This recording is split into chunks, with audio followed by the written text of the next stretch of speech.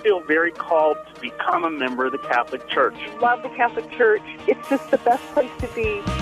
From the studios of EWTN, this is Open Line.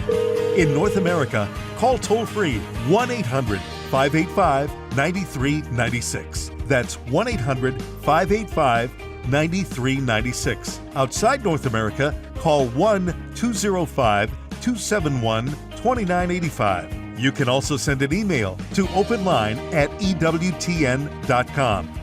Colin Donovan is back in the house. He never misses a Friday, but once a month he throws me out of the studio. I don't know why, but he does that Theology Roundtable thing and won't allow me even to come downstairs on those days. But needless to say, he's back for Open Line Friday this week. And if you've got a question for EWTN's Vice President of Theology, the number's 1-800-585-9396. That's toll-free anywhere in North America.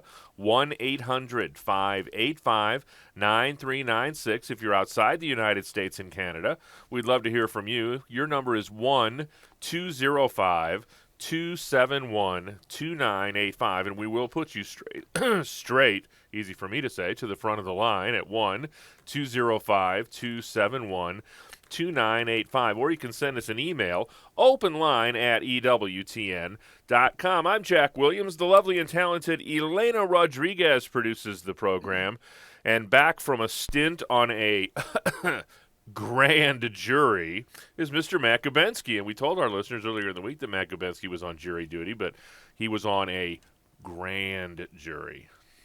Your ordinary garden variety, run-of-the-mill jury, not good enough for Matt Gubensky. No.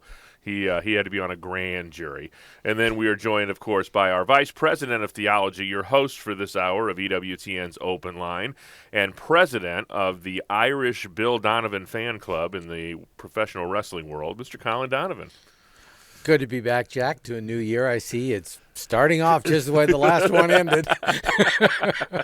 Consistency, Colin. I'm all about consistency. I don't want to, don't want to disappoint anybody, so we'll, maintain the same tack that we took in previous years. Well, I have a test of that, and I'll let you know what it is at the end of the program. Okay, awesome. We'll do that. And just to clear things up, Wild Bill Donovan is your father, who had a brief career as a professional wrestler. Well, he was a minor, but, you have to do something on Saturday night. They kept him off the streets. Kept him out of trouble. Benjamin writes in, sometimes I feel like the church in America has become its own rite, R-I-T-E. There seems to be many exceptions allowed in the liturgy and in other areas. Do these exemptions/exceptions and the trend of many parishes to become more quote-unquote Protestant, like in attitude and action, like holding hands during the Our Father, threaten the church, or do they bring us closer together with the Catholics throughout the world? Why isn't the Latin Rite more universal throughout the world? Why so many rites? Why not have one Catholic rite? Well, in partly for historical reasons. If you go back to what happened, the apostles went every which way.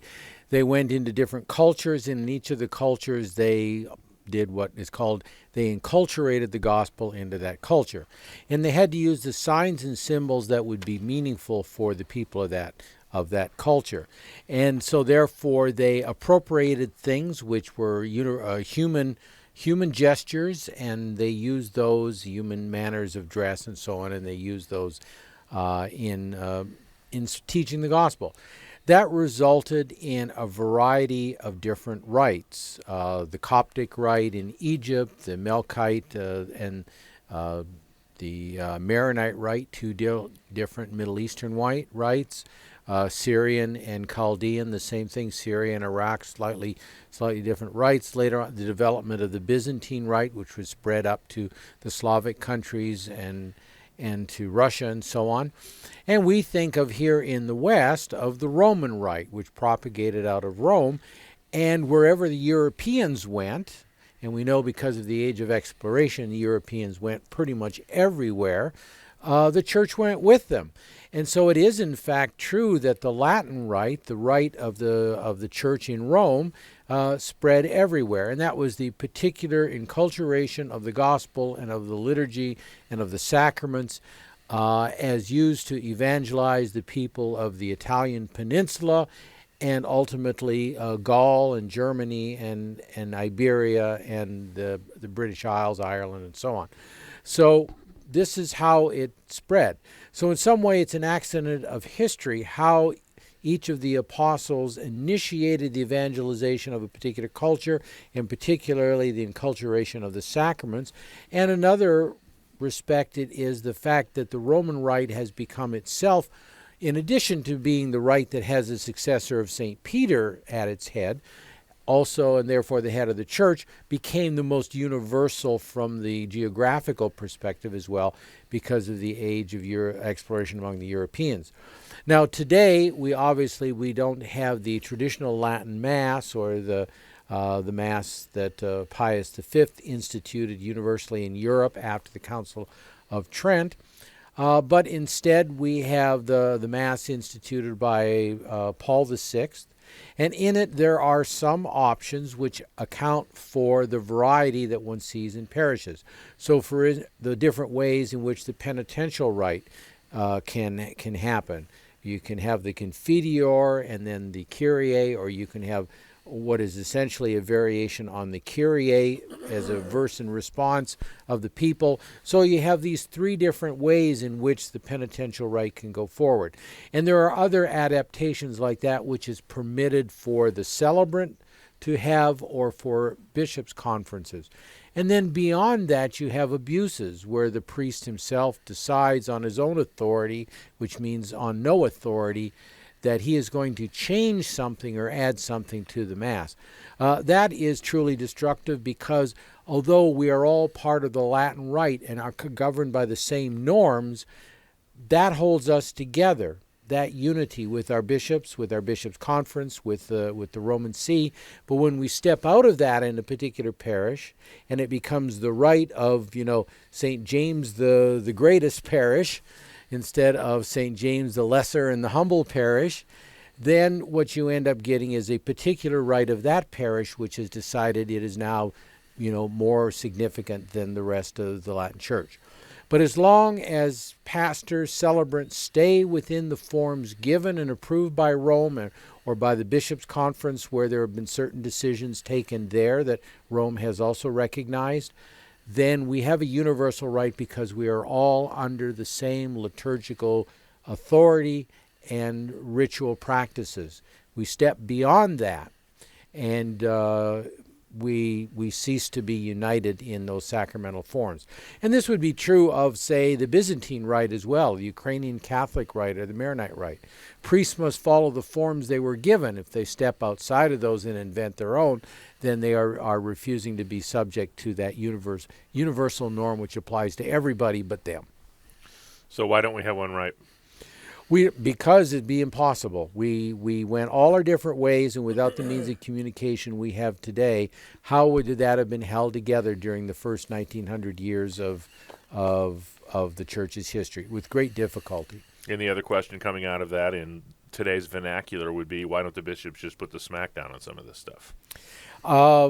I think many bishops would like to, but they follow a practice of gradualism, of encouraging fraternal correction, those that do it with the hope that priests will respond, and recognize a greater value. I mean, the greater value is the unity, that we are all under the same normative right, and therefore we should surrender to that.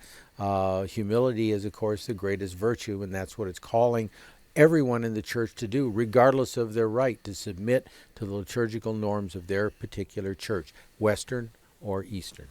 Just getting started on an open line Friday with EWTN's Vice President of Theology, Colin Donovan. Phones are open for your questions at 1-800-585-9396. Toll free anywhere in North America. Open line Friday with Colin Donovan.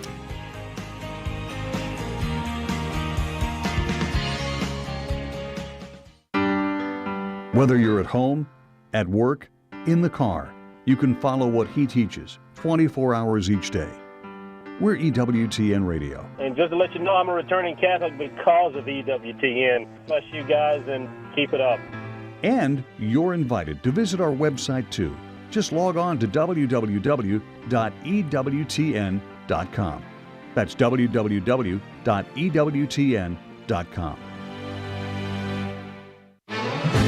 Podcasts of Open Line are available within 24 hours of live broadcast.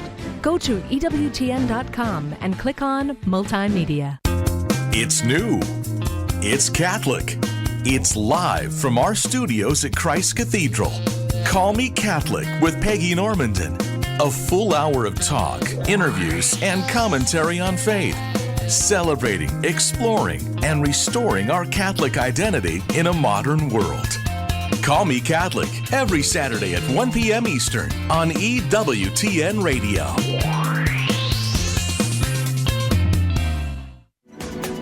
Thank you for listening to EWTN Radio.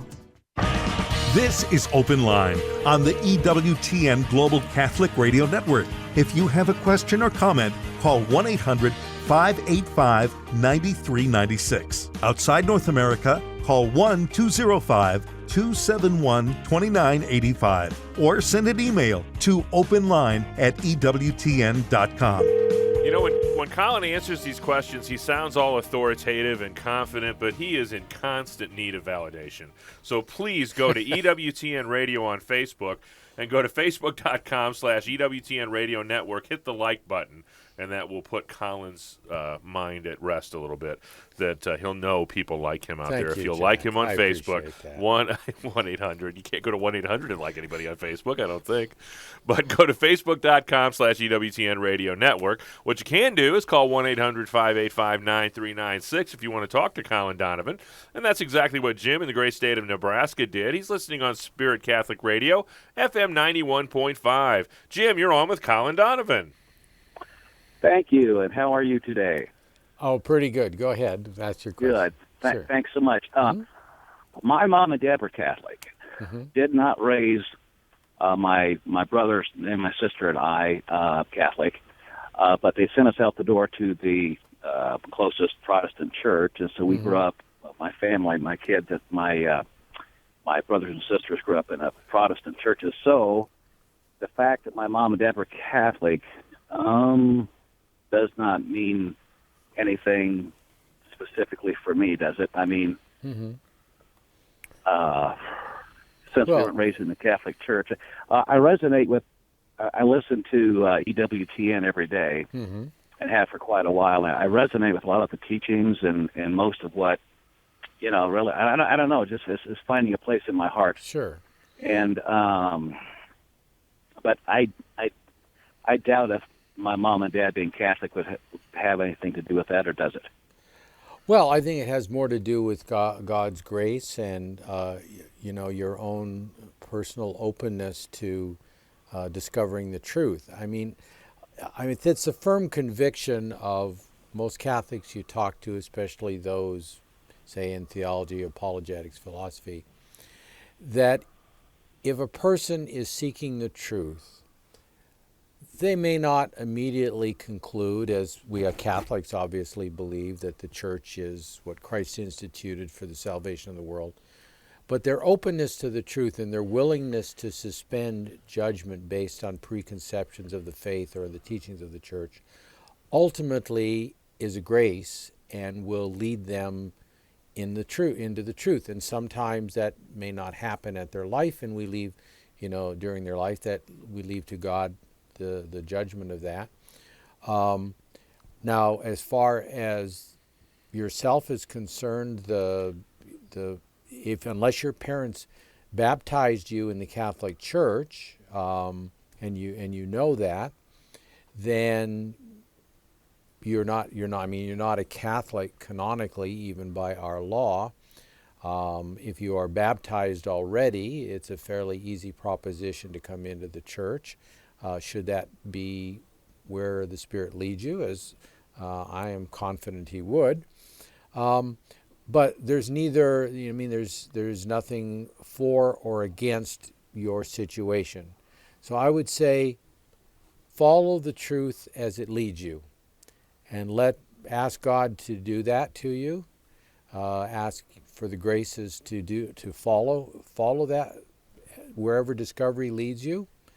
And not place artificial obstacles to overcome difficulties. I don't think that will lead you to become, a non-Christian religion. I do believe that if you're not already a Christian, it will lead you to Christ. And as many have found in being led to Christ, it seems to be almost inevitable that they would be led to the Catholic Church as well, once they get by the polemics which history has piled up against the faith. They are just that, polemics. So I think, first of all, be at peace, be prayerful, continue to be open and interested, to ask God's light and grace along your journey to the truth wherever God wishes to lead you. And I'm confident He will do just exactly that. And I think I know where the destination will be. But I think that's all that God asks, is that openness to His light and His grace. Is that helpful, Jim? Yes, and I'll just keep doing what I'm doing then, because I do feel a tug in my spirit to listen to, EWTN Spirit Catholic Radio, and it really is a comfort to me to listen to it. And so I'll just keep doing what I'm doing. I think the Lord's leading me in that direction too. So. Okay, and God bless you on your journey, and it will bring you to the destination God wills for you. I'm confident of that. And know that our prayers will be added to yours, Jim. Thanks so much for the phone call. We'll head now to St. Louis, Missouri. John, listening on Covenant Radio, AM 1460. John, what's your question today for Colin? Hello, gentlemen. First, I want to thank you and say God bless you for your service to the church. Well, thank you very much. I'm calling about confusion about a paragraph in the Catechism. Mm-hmm. It's paragraph 2383. Mm-hmm. It's in the general section under divorce. And it's confusing to me. I'd like an explication on it if possible, because the paragraph itself says the separation of spouses while maintaining the marriage bond can be legitimate in certain cases provided for by canon law. Then there's a indented paragraph, which I assume must be from canon law, that says if civil divorce remains the only possible way of ensuring certain legal rights, the care of children or the protection of inheritance, it can be tolerated and does not constitute a moral offense. That seems to contradict itself, because on the one hand it says, separation while maintaining the marriage bond, and then the quote from canon law says civil divorce can remain a possible way of essentially divorcing without it constituting a moral offense. That seems, I'm confused by it. Okay, first of all, I think you've captured what it said fairly accurately. We have two different legal venues here. We have the canonical venue, which is theological, and that is what the church understands by divorce and separation. Not to mention sacramental. Right, and that we'll get into that. Two baptized individuals who marry will presume to have a permanent, indissoluble marriage. With that is the obligation of bed and board. With that is the obligation of the sexual rights, the obligation to care and support, the obligation towards children that come of their union, and so on and so forth. What we traditionally consider marriage to be, and to a large extent all cultures don't immediately start out thinking marriage is something destined for divorce. Marriage is something that is destined to a lifelong union of the couple. And that's the starting point for the church. Now, in certain situations which the church recognizes, separation, not divorce, but a physical separation of bed and board is legitimate, which is to say, in all other circumstances, it is not permitted. It's contrary to the meaning and purposes of marriage. Canon 1153, and now we're jumping from the Catechism to the Code of Canon Law, and this is the Latin Rite canon, says if either of the spouses causes serious danger of spirit or body to the other spouse or to the children, or otherwise renders common life too hard, that spouse gives the other a legitimate cause for separating in virtue of a decree of the local ordinary. So there's the first part of it. So you have a situation maybe of physical abuse, of prevention of going to Mass and practicing the faith. That would be a spiritual kind of abuse. Of physical abuse, obviously the physical abuse of the wife or of the children, or especially the sexual abuse. These justify a separation. And separation of bed and board, separation of home and life in that sense, to that extent, is permitted for danger of spirit and body with the consent of the bishop. So separations are to come about by going to the bishop, laying out, look, my husband beats me nightly, or maybe my wife beats me nightly. The children, occasionally the children. It's a terrible environment. I cannot remain in it. And the bishop says, you have grounds for separation, and I authorize that. This allows separation of bed and board. There is a second part of that canon which says when the reason for the separation, or rather a continuation of that first part, that says either in virtue of a decree of the local ordinary or even on his or own authority if there is danger and delay. So clearly there can be cases where flight now is the only safe course. And then on the authority of the individual themselves, they can take the children or personally flee if there are no children or whatever, and then go to the church and say, look, here's what I had to do. This is the reasons why. Now, what happens after that, when this is legitimate, there's no reconciliation, is the church can authorize divorce for the civil effects. In other words, this is not an annulment. This is recognizing that in civil society, there is ownership of houses, there is care, rights, and privileges with respect to the children, custody and care, and right to visit, and all of these things. Those can be settled in the civil courts through a divorce proceeding, when there is no possibility of reconciliation or resolution of the reason when the separation came apart. Sadly, in the United States, basically all of that early logic gets thrown out the window and couples go their own way and head for the divorce court. That's not the mind of the church. Mind of the church is you married before the church. It's a divine institution as well as one of nature. Therefore, you come to the church with your trouble. We will help you to find peace and reconciliation. And couples who have done that find that it works. They can, in many cases, overcome the difficulties. I was reading some stories recently about that verified that in the experience of couples, that they found a resolution to the reason for separation. When they take the position, well, if you don't like it, then let's just get a divorce. Well, how do you overcome that? That's petulance, that's selfishness. But we're talking about where there are real difficulties and people are willing to undertake whatever counseling, psychological, marital, whatever it is, to bring about, and spiritual, very often spiritual, because you can say there's an innocent party, but there's seldom really an innocent party to separation and divorce. There may be some cases where it's totally one person's fault, but there also is probably overreactions and other things going on the other person. So this is what the church is saying. Divorce is not an ecclesiastical remedy, but it's a necessary civil one on occasions when when separation has occurred and the marriage cannot be reconciled despite the efforts to do so, or a fait accompli is presented. But even then, we know a marriage can be reconciled because you're still married and you could renounce the divorce and get married civilly again. You've always been married in the church unless annulments occurred.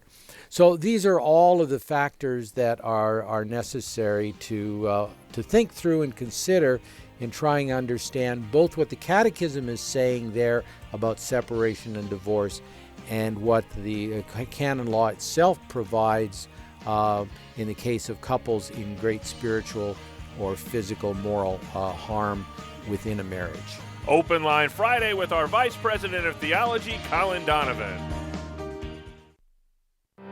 What's stopping you from becoming a Catholic? Why can't women become priests? I don't understand why I have to earn salvation. How is it possible that God created everything? Why do I need to confess my sins to a priest? Why is the Catholic Church so unwilling to The Catholic Church is too rich. Catholics worship Mary and are committed. As far as I'm concerned, all religions are equal.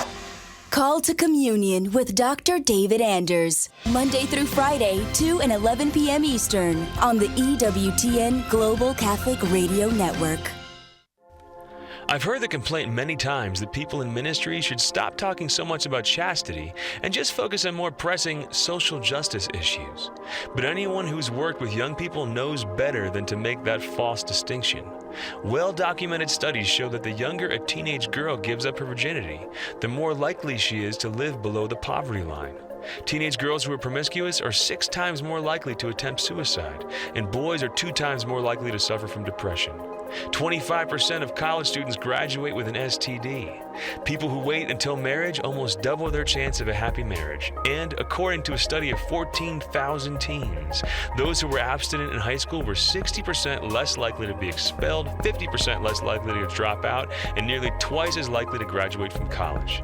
We can't pretend to care about things like justice and poverty if we don't care about the purity of our young people. This is Chris Stefanik from RealLifeCatholic.com on EWTN Radio. EWTN is now on Twitter. Get short, timely messages from EWTN on your computer or cell phone. It's easy to stay up to date on a wide variety of topics. Pro-life news, Vatican announcements, catechesis, apologetics, the latest EWTN programming, and more. You can link to EWTN on Twitter from our homepage or go to twitter.com/EWTN. At work, at home, at school, and on the road. Stay connected to your world with EWTN's Twitter page. Monday on EWTN Radio's Open Line Show, John Martinoni takes your questions about the Bible and the Catholic Church, 3 p.m. Eastern on EWTN. This is Open Line on the EWTN Global Catholic Radio Network. If you have a question or comment, call 1-800-585-9396. Outside North America, call 1-205-271-2985 or send an email to openline@ewtn.com. Tonight on Life on the Rock, Father Mark and Doug welcome the Franciscan Friars of the Eternal Word, and they'll discuss their mission to evangelize to fallen away Catholics. That's tonight at 8 Eastern on EWTN television. And Raymond had a fabulous show last night on The World Over Live. He had Terry Jeffrey and Randall Wallace on the program. And you can check out EWTN.com and find encore times for The World Over Live this week. Back to the phones we go. Mary is in South Bend, Indiana. She's got a wonderful grotto there on the University of Notre Dame campus. Redeemer Radio is where she's listening on FM 95.7. Mary, is that your grotto there on the campus of Notre Dame? No. Oh, okay. I was hopeful, but we'll talk to you anyway, though. What's your question for Colin? My question is, I've noticed at Mass, before the priest says the blessing over the chalice, he pours water into the wine. But I don't think that he pours water into the cups that are then distributed with the precious blood to the congregation. And why is that? To the best of my knowledge, there is no obligation that he does so. Many priests will do it, however. Okay. We have to remember... Or put the drop of water into the carafe before pouring. Yeah, even doing that. That's not actually very desirable because what you're trying to do is... You do see that. It's a relic of the practice in the ancient world of mixing water and wine to drink. The reason is wine is inebriating, as many of us know. And you mix water with it, it cuts down the alcohol, and it makes it drinkable, more of it drinkable. And in societies where good, clean water is not necessarily available, it was a safe way to drink water, because the alcohol obviously, killed the germs. They wouldn't have known that, but obviously they stumbled upon the benefits of wine and mixed it with water so they could drink more of it. It was for many of the common drink. And in the Northern Europe, beer served the same purpose. So this is a relic of that. And it came to be attached to this action has come the significance of mixing of the mixing in Christ of the human nature, represented by the water, with the divine nature, represented by the wine. Mm-hmm. So when it's done in the main chalice, that's enough. The point is made. The priest pours a little water into the chalice, and you have this sacramental sign of the human and the divine in Christ, and that element there is satisfied. Many go further and mix it in all of the chalices. The failure to do so does not invalidate the consecration or anything of that nature. But you're quite right, there's a varied practice on it. You're familiar with doing it in the single chalice. I've been in parishes where the priest made a point of doing it in all of the chalices, which is actually probably the more correct way, but it's not universally done. Does that help, Mary? Yes, thank you very much. Thank you. Appreciate the phone call. We'll head now to Vancouver, British Columbia, Canada, where Vern is listening. Vern, what's your question today for Colin? Oh, yes. I know that Jesus is the only judge. So my question is this: in your opinion, there's some Roman Catholic women that are waiting for an annulment, and it takes a long time, so they give it up and they decide to get married in the Anglican Church. Now, if they do so, of course, they can't have Holy Communion anymore. I don't even know if a Roman Catholic priest would give them extreme unction, but aren't they playing Russian roulette with their soul? Well, if they're culpable of all of the things that would be morally wrong with doing that, culpable of ceasing to acknowledge the necessity of the Catholic Church in the salvific plan of Christ, if they freely were to abandon that, knowing that, if they were to adopt, say, and you're using the expression Anglican because many people may not know that it's often called the Anglican Church in Canada. We think of the Episcopal Church here in the United States, but in Canada, the Anglican Church is the common name. And so the culpability would be something that God would judge. But objectively, it is wrong to leave the church for any other church if you know that this is Christ's church. It would be objectively wrong to receive the Eucharist in a church which doesn't have valid orders as if it were a valid Eucharist, which means with adoration, such as you would render to Christ in the Eucharist, because that would be materially, it would be idolatry, because it's not something, bread is not something to be adored, and the Anglican clergy have no power to confect the Eucharist from leavened or unleavened bread. So, yes, in the objective order, what you describe would be wrong, but God would judge the culpability of the individual according to their knowledge of these truths, and therefore their guilt would depend upon that knowledge, and their willingness to say, well, to heck with it, I'm going to leave the church. I'm going to leave the valid sacraments. I'm going to go next door, down the street. And that's what God would judge them by. Does that help, Vern? Yeah. What about would they still be able to get extreme unction from a Catholic priest? If anybody can reconcile with the church at any point in their life, including the last point, and at that point, they could get the last rites of the church. I see. One quick thing: does the Catholic Church allow marriages where it's impossible to have kids, like older people? Absolutely. Oh, I thought maybe hundreds of years ago they didn't allow that. Not to my knowledge. Okay, thanks very much. Thank you, Vern. Appreciate the phone call. Yeah, how was it done hundreds of years ago, based on your recollection? Yeah, that's so long ago now. You were just a freshman in high school back exactly, then. Exactly. Yeah. Well, they didn't. They called it the gymnasium in those days. 1-800-585-9396 is our toll-free number. Still plenty of time for your phone calls for Colin Donovan. 1-800-585-9396.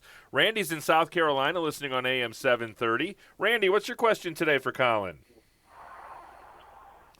Go ahead, Randy. Excuse me, I just swallowed my water the wrong way. Hold on. Ouch. I feel your pain, brother. I've done it myself. Yeah, okay. I'm just an old guy, 72 years old, so I'm a recent time a relatively new Catholic since 2003, well, God bless you. based on my age. And I absolutely know that the Catholic Church is a true church. But I really get disturbed. Well, that's the wrong word. I get angry every time I'm coming across, whether on the internet or in reading material, anti-Catholic stuff.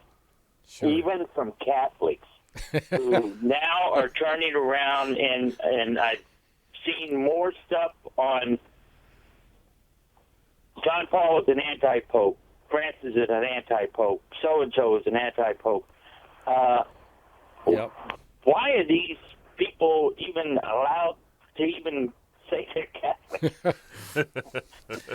Well, you know, there is a provision in the Code of Canon Law for the bishops to police the use of the Catholic term. I think they figure it's probably in most cases worth more trouble than good. Most people show themselves to be not very Catholic by the very, actions such as you correctly described. But, I think if we look at what Pope Francis has said about issues in general, about sinfulness and doctrinal problems that people, possess and so on, it's basically the church is a hospital for sinners. So you're Catholic by virtue of your baptism. You can go off the beam doctrinally. In other words, you can sin against the virtue of faith. You can go off the beam sacramentally through your use of sacraments which are valid but illicit, say in some of the schismatic groups where they have valid clergy, but it's not legally celebrated, not lawfully celebrated. And, of course, you can go off the beam by mortal sins against charity, the sins that most people, when they commit sins, they think of, hatred, anger, sexual sin, murder, whatever, the usual kinds of things that are sinful. Well, sins against the sacramental order, sins against the virtue of hope, or sins of despair or presumption, to the two extremes of that world, or sins against the doctrine of the faith. These are also mortal sins. And anybody who commits any mortal sin, whether it's about the faith, about the sacramental communion, or whether it's about hierarchical communion or sins against God or sins against neighbor, has to that degree lessened their communion with Christ and the church, and even broken it. So you might say we are a world of sinners, and we've got some real doozies in the Catholic Church. And you're quite right. Many of them probably should blush when they call themselves Catholics. But I think most of us have probably had moments in our lives when we probably blushed to call ourselves Catholics too. So it's ultimately about the end, whether we get to heaven, whether we overcome all those blushing things we've done and get to spend eternity with God in heaven. And as Dante so eloquently illustrated in the Divine Comedy, and there are plenty of Catholics in the other place too, Catholics, both clergy and lay. So it's all about where we end up. So we can pray for these blushing Catholics, or ought to be blushing Catholics, but never give up hope that they will come to their senses and rejoin the rest of us in the Catholic Church. If you ask them now, they'd probably say, "What? I wouldn't want to join you if you gave me $1 million." Is that helpful, Randy? Yeah. And no, but well, you could excommunicate everybody, but the difficulty comes, of course, is when nobody's left because of yeah. All right. Thanks, Randy. We appreciate the phone call. 1-800-585-9396. Deacon Neil in St. Louis, Missouri, listening on Covenant Radio, AM 1460, is fixing to take you to task, Mr. Donovan. Deacon Neil, you're on with Colin Donovan. Hello, how are you today? Oh, pretty good, Neil. Okay. Deacon. The only thing I'd like to just talk about was the lady that just called about the water being put into the chalices. Yeah. In the Archdiocese of St. Louis, I don't know how it is in other dioceses. We're instructed only to distribute, to put water into one chalice, which takes care of the whole symbolism of the people being united with the wine, that when it is consecrated, we are united with Christ in the blood. So I just wanted to tell you that that's how we were instructed to use that time, and just put it into one chalice, which takes care of everything. Yeah, and I would think that's the majority practice. There may even be some norm or instruction on that. I've not seen it, but I'll look into it further. But no, I don't think there's no normative difficulty with that, obviously, because it is what most priests are doing. Right. Well, thank you, Deacon. We appreciate you listening there in St. Louis. Okay. Next stop for us is Kalamazoo, Michigan. Luke, listening on Holy Family Radio, FM 91.5. Luke, what's your question today for Colin? Hi, thank you. I had a question referring back to your response on the divorce laws in the church. And I have an understanding, I don't know if it's just in our diocese or if this is a canon law, but something that I've heard is that in the United States, with the annulment process, they ask you to obtain a civil divorce before you seek an annulment. And given your answer on divorce and when the church may allow a divorce or a separation, it seems almost backwards, if that's the case at all. So I wonder your thoughts on that. I think that's the measure of irreconcilability that's being used. I think that's pretty common from what I've heard from people. I'm not sure of the canonical logic for that, but I mean, it does make sense if you look at the position that what the church is judging, that you, that you are, this is irreconcilable. Now you're seeking the church to judge whether it was also invalid.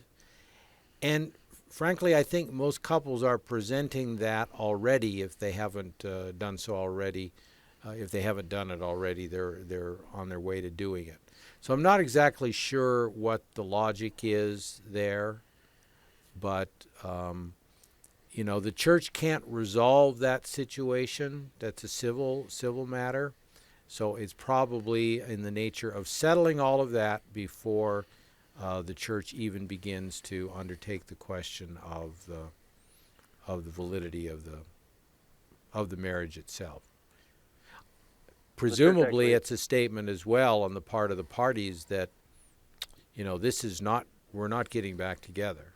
That this is, for whatever the reason, we can't reconcile.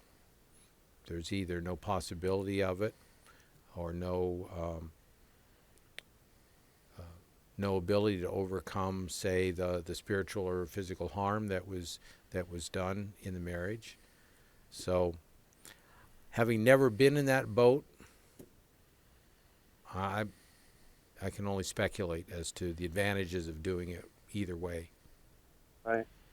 Quickly, I've heard that in Europe or in some of the European countries, it's the other way around. Is that true?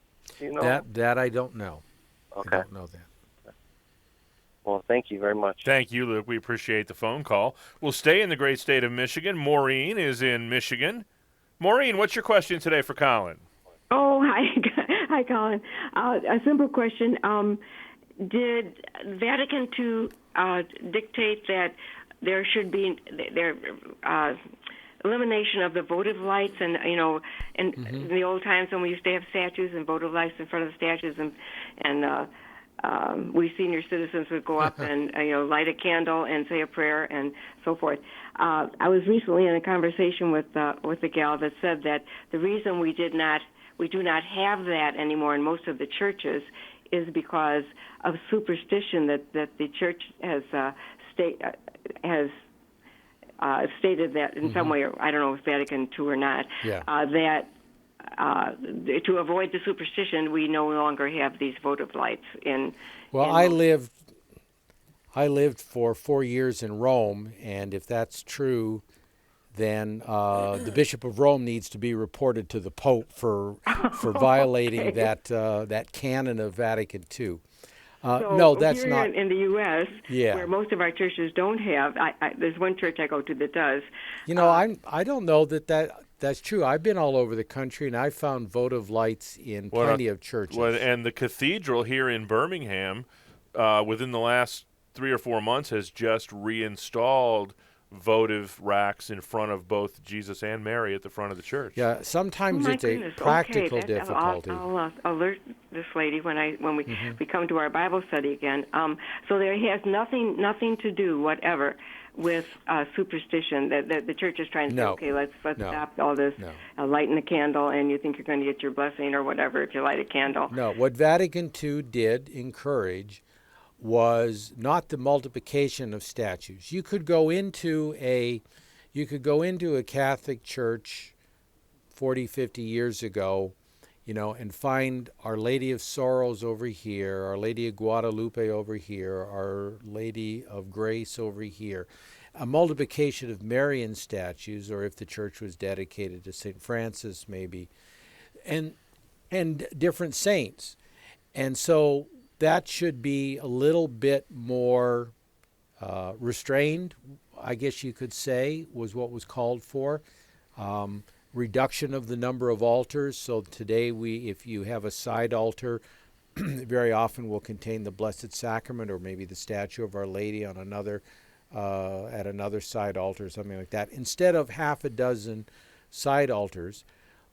One reason they existed in older churches was the fact that priests all celebrated their own Mass. There was no concelebration. So especially in monastic churches or churches with religious orders, you'd have priests celebrating Masses at different times, and so they might use different altars. You see this still in St. Peter's, where you have a lot of visiting priests come in, and there might be 3 or 4 Masses going on in different altars in the church.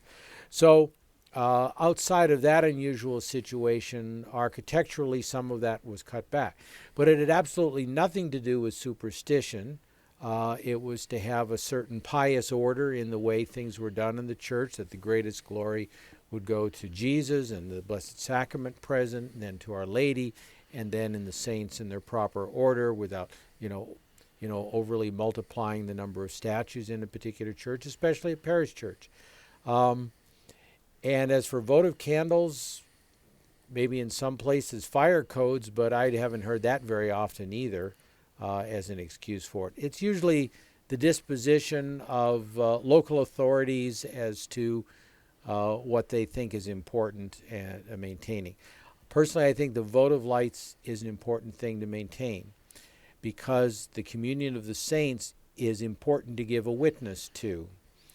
And while you can, people can pray their prayer books and maybe a special prayer to St. Joseph or to their patron saint, nothing gives that a reality and a witness to others than going to the statue of that particular saint and with a filial trust, giving into their hands some particular need represented by that votive candle. That's its purpose. There's nothing superstitious in that. It's a human gesture. It's an incarnation of what is in our heart. And this is the difference between Catholicism and many other theologies. We recognize the incarnational nature of our teachings, like the communion of saints. That it's not wrong to represent a saint as a statue. It's not wrong to commit to them an intercessory prayer, and it's not wrong to manifest that through lighting a candle. In the non-Catholic churches, certainly not in the Orthodox Church, there's a different view of that. But in any church that has a fully incarnational understanding of the nature of Christianity, then you will find also the presence of those external signs of devotion, such as icons, statues, candles, and so on. Thanks so much, Maureen, for the phone call. We'll head now to Tampa, Florida. Pat is in Tampa, listening on Peace Be With You Radio, FM 102.1. Pat, what's your question today for Colin? Good afternoon. My son is getting married in a couple of months, and unfortunately, it's being done in like a meeting hall or a dance hall or a dinner hall, or it's not in a church. He knows that we strongly encourage it to be done in a church, but it's not going to be done in a church. The young lady he's marrying is Episcopalian, and this is sort of her dream marriage being orchestrated by her mother. And the question is simple. Can we attend, and should we attend? So he's a Catholic, baptized in the church, practicing up until this point? Yes, up until he's still practicing, although he's living with his girlfriend. Well, that's the biggest obstacle, isn't it? Rather than the liturgical one.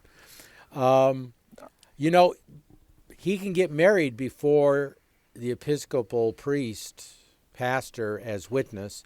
All he has to do is talk to his own pastor and ask for that dispensation.